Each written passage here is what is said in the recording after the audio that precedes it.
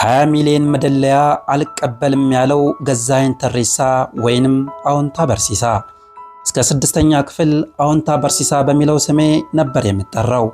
ከስድስተኛ ክፍል በኋላ ገዛኸኝ ተሬሳ በሚል ተቀይሯል። አሩሲ አካባቢ ነው የተወለድኩት። እናቴ በኩል ሶዶ ጉራጌ ነኝ። አዎንታ ማለት የኮባ ተክል ስሩ አሚቾ የሚባለው ነው። ለረጅም ጊዜ የሰራሁት በፐርፎርማንስ ኦዲተር ነው። ለ15 ዓመት ያህል በፐርፎርማንስ ኦዲተርነት ለ13 መስሪያ ቤቶች አገልግያለሁ። አሁንም እየሰራው ያለሁት ኦዲቲንግ ነው። በ2002 ዓመተ ምህረት ነው ከሐዋሳ ዩኒቨርሲቲ አካውንቲንግና ፋይናንስ አጥንቼ በባችለር ዲግሪ የተመረኩት።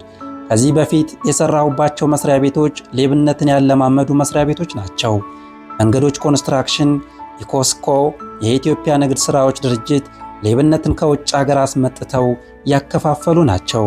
በሰራሁባቸው መስሪያ ቤቶች ብዙ አሳፋሪና ከሰው አእምሮ ውጭ ያሉ ድርጊቶች ሲከናወኑ አይቻለሁ። ይህንን በመሸሽ ነበር ያሳለፍኩት።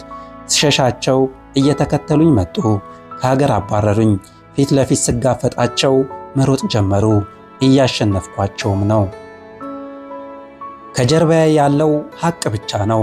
የፊንቴክን ወንጀል ለፌዴራል ፖሊስ እኔ ነኝ የጠቆምኩት። ከፌዴራል ፖሊስ ከቂርቆስ ክፍለ ከተማ ጋር በመጠቆምና መረጃ በመስጠት ነው የሰራ ነው። ኮሚሽነር ብርሃኑ ይህን ነገር ከዳር የምታደርስልኝ ከሆነ የማደርግልህን አታውቅም ብሎ አበረታታኝ። ፊንቴክ ውስጡ የመኪና ሽያጭ ብቻ ሳይሆን የድንበር ተሻጋሪ ወንጀሎች አሉበት። ህገወጥ የሰዎች ዝውውር ነበረበት። መኒ ላውንደሪ ነበረበት። አደገኛ ወንጀሎች ነበሩበት። ወንጀሎቹን መርምሮ ሳይጨርስ ሰዎቹን መያዝ ጀመረ።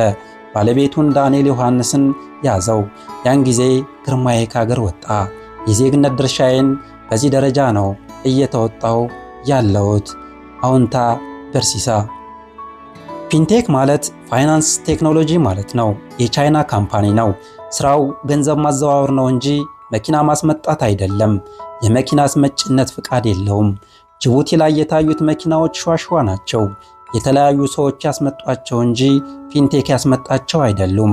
እንደሚመስለኝ ገንዘቡ ሊታጠብ ነው የፈለጉት። 19 አይነት የወንጀል ጉዳዮች ስላሉበት መንግስት የሚያየው ወንጀሎችን ብቻ ነው። ባለቤቱ ዳንኤል ዮሐንስ ከዚህ በፊት ሄሎ ታክሲ የሚባል ድርጅት አቋቁሞ ወደ ባህልና ቱሪዝም ሄዶ ተፈቀደለት።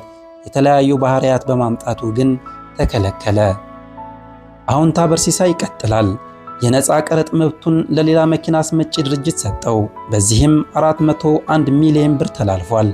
ግርማይ ገብረ ሚካኤል የተባለው ደግሞ አስካሉ ካን ትሬዲንግ በሚል ደቡብ አፍሪካ ለዓለም ዋንጫ አጓጉዛለሁ ብሎ ብር ይዞ ጠፍቶ በኢንተርፖል ተይዞ መጥቶ ፍርድ አግኝቶ የተለቀቀ ነው።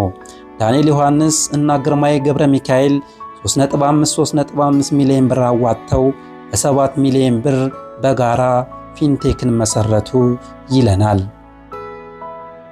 ዳሰማን ደግሞ ዳንኤል ዮሐንስና እስጢፋኖስ ዮሐንስ በጋራ የመሰረቱት ነው። ላይፍ ላይን ኢንቨስትመንት የሚባል ደግሞ አለ። አመጣጡ መስመሩ ይሄው ነው። ከጀርባ ሆነው ነበር ስራውን የሚሰሩት። በመታሰራቸው አላዝንም።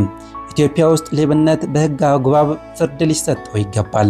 በአደባባይ የስቅላት ወንጀል ሆኖ ሲበየን ብቻ ነው ብዬ የማስበው። በአሳሳች ማስታወቂያ ምክንያት ህብረተሰቡን አሳስታችኋል ብሎ መንግስት ከያዛቸው እኔ ልሆን አልችልም። በ7 ሚሊዮን ብር ካፒታል መኪና እናስመጣለን ያለን ካምፓኒ አላዩትም ማለት ነው። ወይም አይተውት ችላ ብለው አልፈውታል ማለት ነው። አንድ ማስታወቂያ ሲሰራ ህጋዊነቱን ማረጋገጥ የማስታወቂያ ሰራተኛው ኃላፊነት ነው። በፍትሐ ብሔርም ያስቀጣል። በውስጡም ወንጀል አለበት። አምባሳደር ዲና ሙፍቲ የፓርላማ አባል ስለሆኑ ያለመከሰስ መብት አላቸው። ያለመከሰስ መብታቸውን አስነስቶ ወደ ፍርድ ቤት ማቅረብ የፖሊስና የፍትህ ሚኒስቴር ስራ ነው። ፓርላማውም ኃላፊነት አለበት። በዚህ አላበቃም። ሌሎች ያልተያዙም አሉ። ድምፃዊ ታደለ ሮባም አለ። የፊንቴክ አምባሳደር ነው።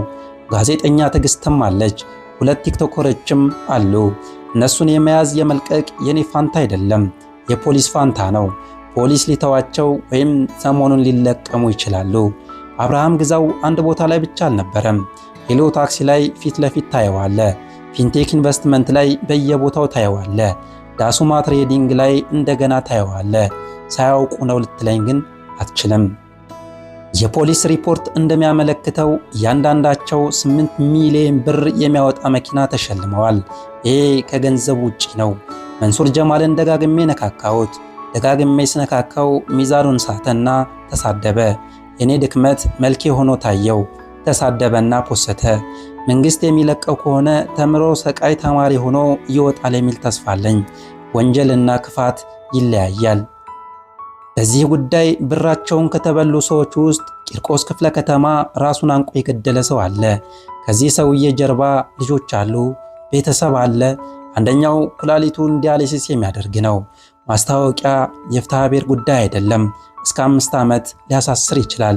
ለወንጀለኛ እስከ ተባበርክ ድረስ ወንጀለኛ ነህ። ንግድ ፈቃዱን አልተመለከቱም። የራሳቸውን ገንዘብ ብቻ ነው የተመለከቱት።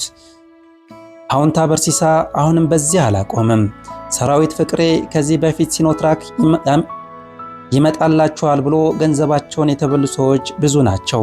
ሰለሞን ቦጋለ ሆስፒታል ብሎ ብዙ ብር ለቅሞ እስካሁን ገንብቶ አላየነውም። ገንብቶ ብናየው እናከብረው ነበር። እስካሁን ግን ግልጽ የሆነ ነገር የለም። ዜጋ ዜጋ ነው። ሲኒየር ዜጋ የሚባል ነገር የለም። ማንኛውም ሰው ወንጀል እስከፈጸመ ድረስ በሕግ እኩል ነው። ሌብነት ሲስተሙ ጨምሯል ይለናል አዎንታ በርሲሳ። አደገኝነቱ ጨምሯል። ገንዘባቸውን የተበሉ ሰዎች ጀርባቸው ብዙ ቁስል አለ። ያ ቁስል አንተንም ሊሰማህ ይገባል። ሰራዊት ፍቅሬም ሊሰማው ይገባል። ሁላችንም ሊሰማን ይገባል። ገንዘባቸውን ወይም መኪናቸውን ቢያገኙ ከኔ በላይ ደስተኛ የለም ይለናል። በረከት ገብሬዋ ለፌዴራል ፖሊስ ከሳይ ነበር። $1000 ሰጥቼዋለሁ ካለች ማስረጃ ታምጣ። ሰሞኑን ደግሞ ወደ እርዳታ ድርጅቶች እንሄድባቸዋለን። ቤተ ክርስቲያን፣ መስጂድ፣ ቸርች ውስጥም አሉ።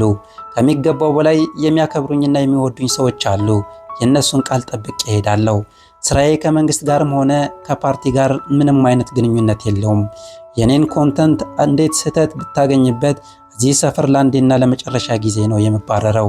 የሰውን አመኔታ ላለመብላት ጥንቃቄ እያደረግኩኝ እጓዛለሁ ይለናል አዎንታ በርሲሳ ወይንም ገዛኸኝ ተሬሳ። የፊንቴክ ባለቤት አቶ ዳንኤል ራሱ ደውሎልኝ ሰዎች ለአዎንታ 20 ሚሊዮን ብር እንስጠውና ይህን ጉዳይ ያቁም ብለውኛል። ልስጣቸው ወይስ አንተ ተነጋግረህ ነው ወይ ብሎኛል። የፊንቴክ ባለቤት አቶ ዳንኤል ራሱ ደውሎልኝ ሰዎች ለአዎንታ 20 ሚሊዮን ብር እንስጠውና ይህን ጉዳይ ያቁም ብለውኛል። ልስጥህ ወይስ ምን ይሻላል ብሎ ጠይቆኛል። ህዝቡ የሚሰጠኝን 5 ብር ጣፍጦኝ ነው የምበላው። መስሪያ ቤቴ ከሚሰጠኝ ደሞዝ በላይ 5 ብሯ ትጠቅመኛለች። ለልጆቼ የማስተላለፈው ርስት ይሄ ብቻ ነው። ይህንን ንጹህነቴን ረሃብ ካላስቸገረኝ፣ ድህነት ካላስቸገረኝ ይዤው እጓዛለሁ። ተደብድቤ ጳውሎስ ሆስፒታል ተኝቼ አውቃለሁ። በመጨረሻም የማመሰግናቸው የፌዴራል ፖሊስ ኢንስፔክተር ሀብታሙ ለአንተ ልዩ ክብር አለኝ ሲል አዎንታ በርሲሳ ትልቁን ምስጢር ሲዘረግፈው አምሽቷል። ሰላም ሆኖ ሰላም ለሀገራችን፣ ሰላም ለዓለማችን።